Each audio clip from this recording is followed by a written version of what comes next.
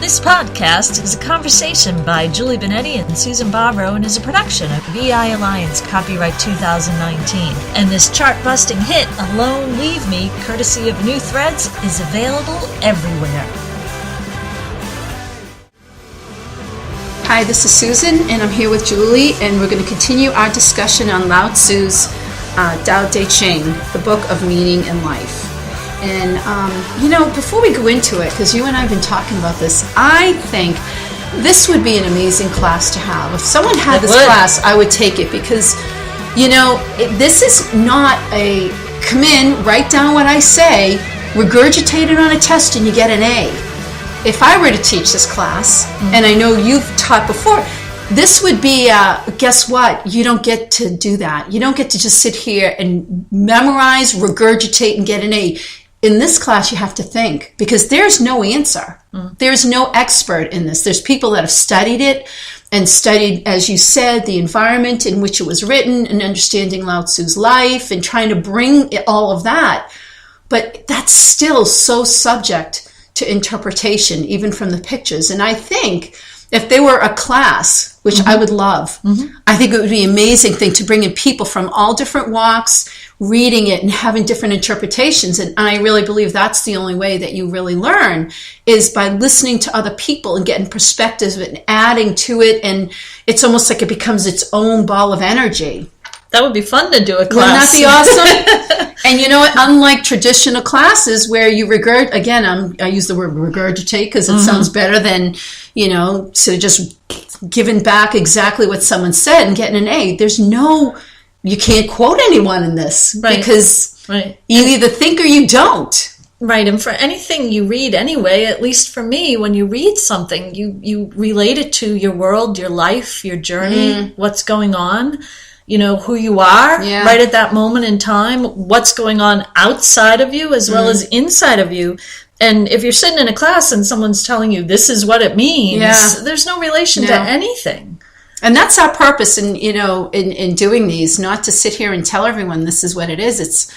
We think differently and we're sharing it. And, it would be interesting to have other people have an opportunity to bring a lot of people in to talk about the same thing. And we've talked about, do we have these at a certain time every day and have them live, because these aren't live because we just don't have the ability at this point to. But they aren't scripted either. No, they're not scripted. Conversation. Right? So anyway, that's kind of where we're going with this. And, I say that to start off because I think it's important to understand that we're having fun with this. This is really like a mind exercise and brain and going further with it. This isn't a dictation. No, not at all. Not at all. And we share what we like and what we're thinking and what the energy we sense is. And we do that a lot we do that in all our podcasts. So you're going to start talking about day, which is the second part. Right. Part 2 is day, and that's virtue. And if we look in this book, it's number 38. I just want to read the first couple of lines because I love this. It makes me laugh and it makes you think. Whosoever cherishes life does not know about life. Therefore, he has life.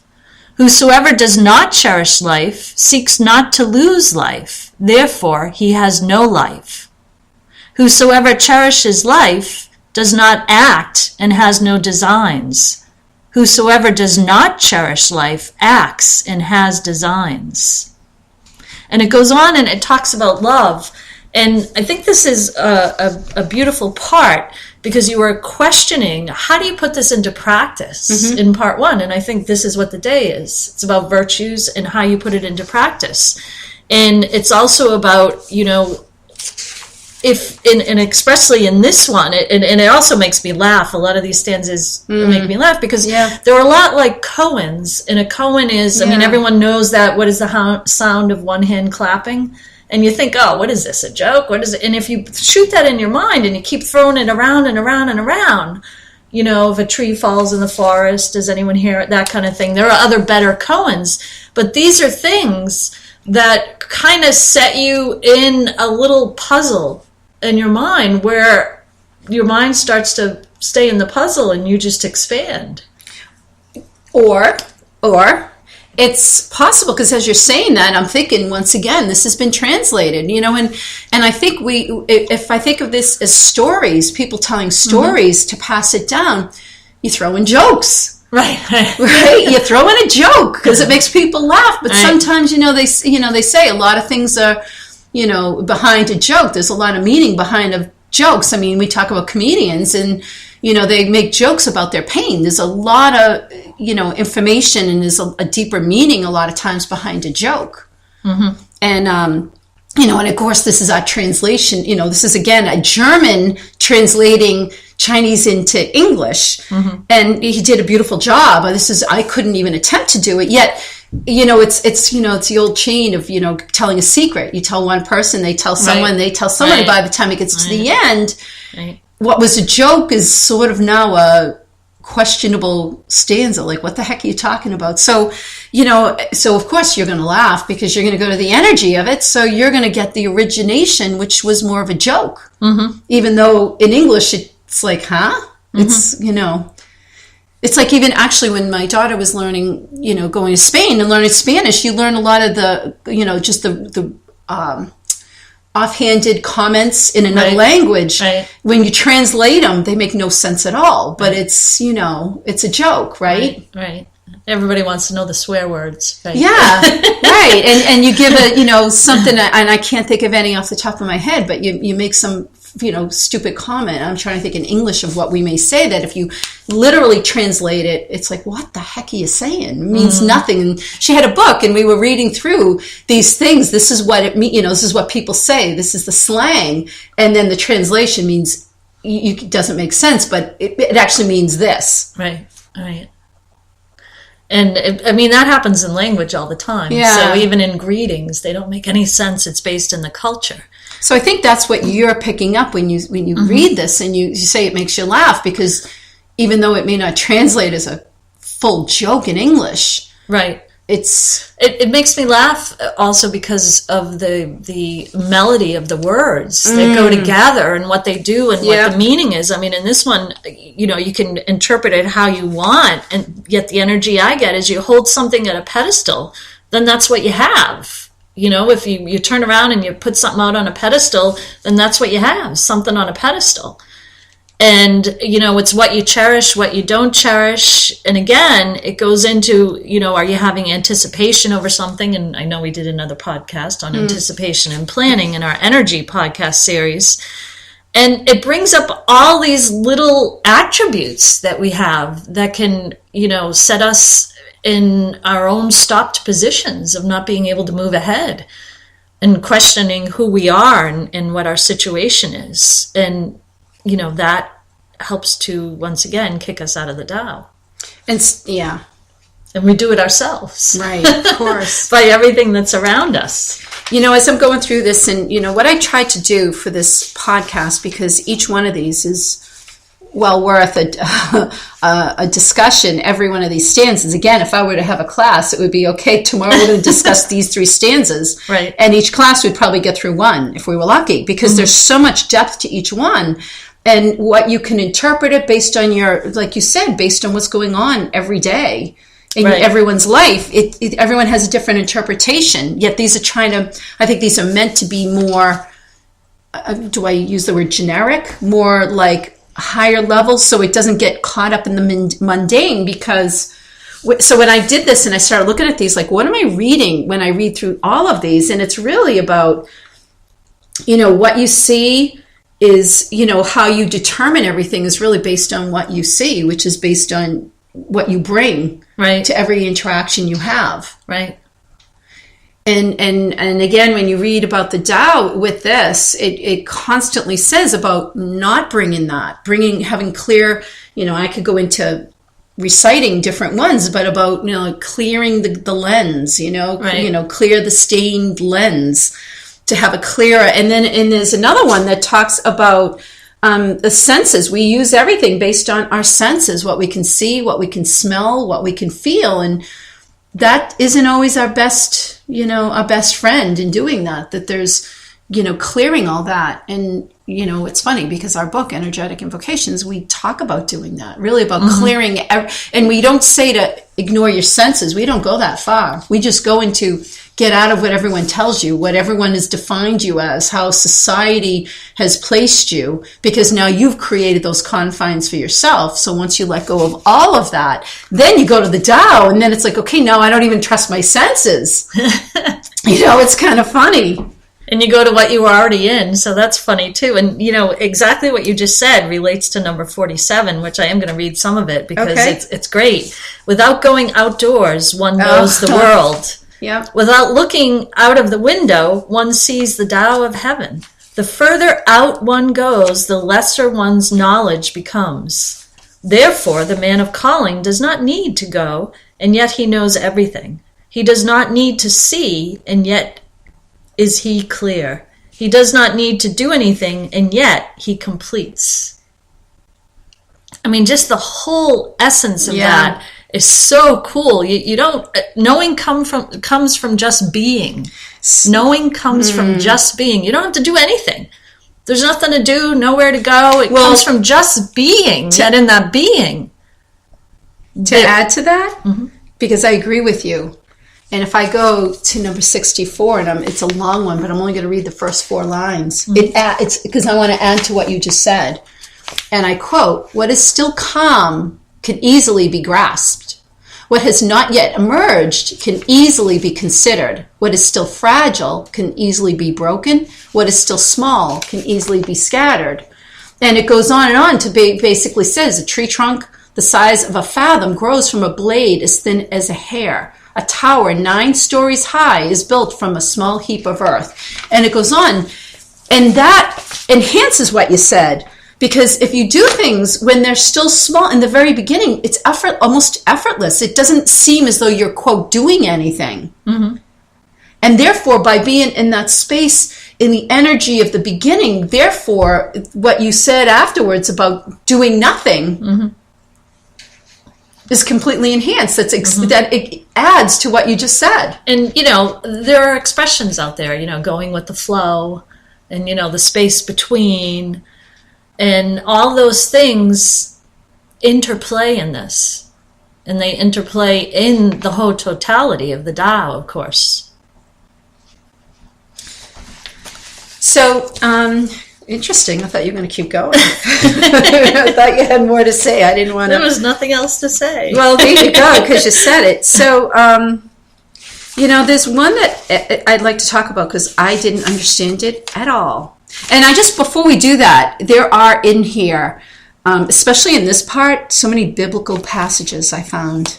Well, it relates to that. Yeah, I agree with you. And number 68, I will say, is impressionable because if you're saying, okay, well, that's all great and good, but every day you go out, you go to work, and things affect you. And you react to them. And so how do you just stay in the Tao? And the funny thing is you're already in the Tao. Okay, and number 68 kind of gives a little expression to that. Whosoever knows how to lead well is not warlike. Whosoever knows how to fight well is not angry. Whosoever knows how to conquer enemies does not fight them. Whosoever knows how to use men well keeps himself below. This is the life that does not quarrel. This is the power of using men. This is the pole that reaches up to heaven. And from that sense of even just the energy of this, I mean, you think, okay, I'm really angry, or I'm in this space, or I'm that, and what you were talking about before, that's not the space between. If you're in those emotions, in those vibrations that, take you out of the Tao, even though you're always in the Tao, so take you out of your awareness of being in the Tao. And again, in the non-doing of something, it's just huge in the just being. So, it's interesting because you read that, and when you said that, it talks about going below. And there's a lot of references to water and rivers, and that they're powerful because we all know water table. There is a water table that runs below everything. Everything runs to, I know, what are you looking at? You're staring at me funny. No, because you're talking about water, and that's the next one I wanted to look at. So okay. Well, because I remember reading it, because I'm a Pisces. I give out a lot of information, but I love water. I do. I enjoy, but I have a respect and I don't want to say fear, but of water, of the power of water. And it's funny because it says water is, it's very, go ahead. In number 78, in the whole world, there is nothing softer and weaker than water. And yet nothing measures up to it in the way it works upon that which is hard. Nothing can change it. Everyone on earth knows that the weak conquers the strong and the soft conquers the hard, but no one is capable of acting accordingly. The meek shall inherit the world. That sounds familiar. It does. It does. Which is interesting because you would think the Bible and if we go to Jesus Christ, and we're not talking about that in this podcast, we do another one that we got close to when we did Norman Vincent Peale, but we haven't gone to the Bible yet. But what's interesting is there's a commonality, it's in, when you think about water, water runs through all, we're made up of water. 90% of us, 90% of our bodies are water. We're all water, which is an interesting concept. Yet, and the reason I say it's interesting is because the idea of again, he uses it, the man that stays below, the great leader is the one that stays behind. There's an interesting energy, and it's counterintuitive to everything that we've learned, we understand, and to get ahead, you have to move forward. You have to, go out. There you go. You're expressing the individuality, right? That pulls you right out of exactly. your awareness of the Tao, because now, oh wait, I have to do this. Right. I have to do that. And in the expression, once again, of being creative, what a beautiful expression. Everybody has their own significant and different, relevant creativity. Yet, if it's used against ourselves to make us not a part of we are already a part of, that's when it becomes sad. And it's interesting because the book says it, and I've always believed this, that if you took away all the rules and you took away, everyone telling you the way things have to be, I believe that we would just live and, you would find what makes you happy. And I'm going to go back to the book. We talk about in energetic invocations. We talk about finding your individuality, and the true, being in alignment with the Tao is enhancing what you love to do and what you do well, and you do it better. Not because I need to be the number one podcast, I need to be the number one I need to be the number one anything. It's because if you do what you do, everybody benefits. Everyone benefits. Right. And I think that's the beauty of the Tao, and it's exactly and that's beautiful, because it makes perfect sense, because you celebrate the totality of who you really are, of who I am. You celebrate that, you express it, and of course it infuses the Tao because you're part of the Tao. Mm-hmm. It doesn't cut it up into little pieces. No. And I think... and isn't that what the Kabbalah... again, because this is the goal, too, with these ancient texts, is as we look at different ones, there is a flow through all of them. The Kabbalah says the same thing about we're all individuals that were split up, not to go into... And it really is about coming together and becoming one, and each piece of it trying to enhance the better of all, the betterment of all. Right. And I think to end this podcast, we have to look at the last one in the book, which is number 81, because it's brilliant the way the words express. True words are not beautiful. Beautiful words are not true. Competence does not persuade. Persuasion is not competent. The sage is not learned. The learned man is not wise. The man of calling does not heap up possessions. The more he does for others, the more he possesses. The more he gives to others, the more he has. The Tao of heaven is furthering without causing harm. The Tao of the man of calling is to be effective without quarreling. And I think that epitomizes both parts of the Tao Te Ching. And it expresses, okay, here's the way and here's the virtue, and here we go, how do I find that balance? and how to incorporate that balance into me continuing to be aware that I am an expression of the Tao. I am the Tao. I'm a part of it. We all are. Can't take that away from anyone. Thank you for listening to this production from EI Alliance. Check out our Amazon authors pages for books and podcasts. Find New Threads music and their latest album on iTunes, Spotify, and newthreads.us.